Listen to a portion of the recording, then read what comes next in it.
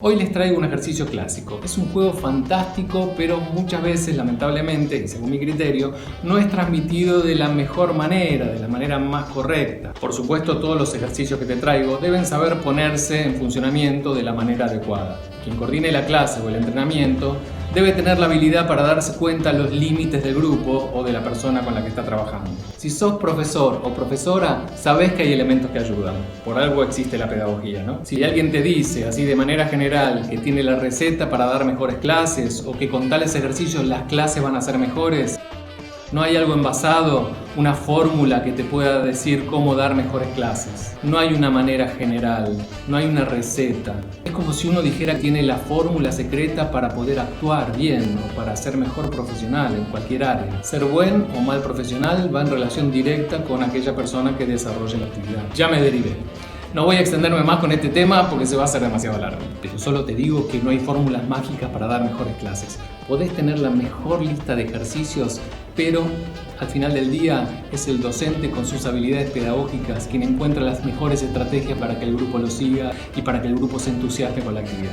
Dicho esto, pasemos al ejercicio de hoy.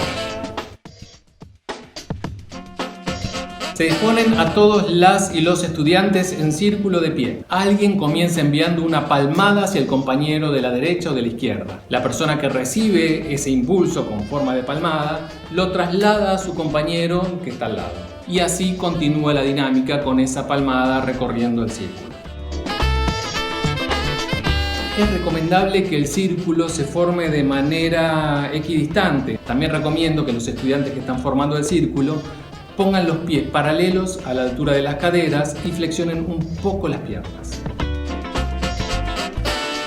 Cuando se pasa el impulso con esa forma de palmada, quien la recibe no debe anticiparse. Debe recibir ese impulso y una vez que lo recibe, lo traslada. Pero tampoco puede demorarse mucho. Apenas lo recibe, enseguida lo traslada. Estamos trabajando de esta manera básica la acción y reacción frente a una propuesta o un estímulo externo. Y también estamos trabajando el timing, es decir, responder a tiempo y en el momento adecuado.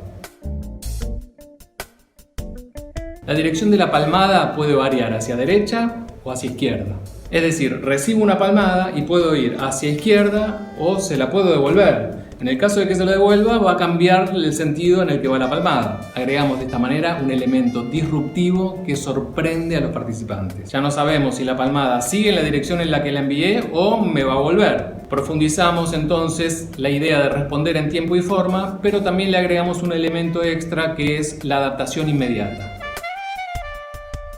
La dirección de la palmada puede ir hacia cualquier estudiante, ya no solo a izquierda o derecha, sino que puede ir a cualquiera, puede inclusive atravesar todo el círculo. Incorporamos de esta manera un poco más de exigencia en la adaptación al estímulo o propuesta externa y a la reacción en tiempo y forma.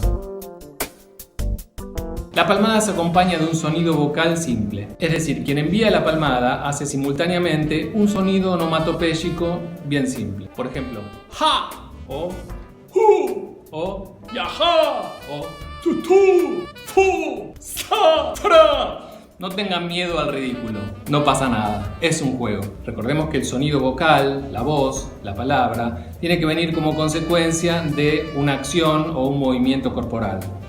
Lo explico en profundidad en este video. La propuesta inicial, movimiento y sonido, palma y sonido en este caso, pueden ir modificándose a medida que el ejercicio progresa. Y este es uno de los conceptos que ocasionalmente no es transmitido de la mejor manera por el docente. La modificación de la propuesta no debe ser voluntaria en este ejercicio, debe acompañar la evolución grupal. Es conveniente que el docente aclare que no es un ejercicio de creatividad, sino que es un ejercicio de escucha y aceptación. Y aquí hay más tips de impro, creatividad y actuación aplicadas a la vida cotidiana.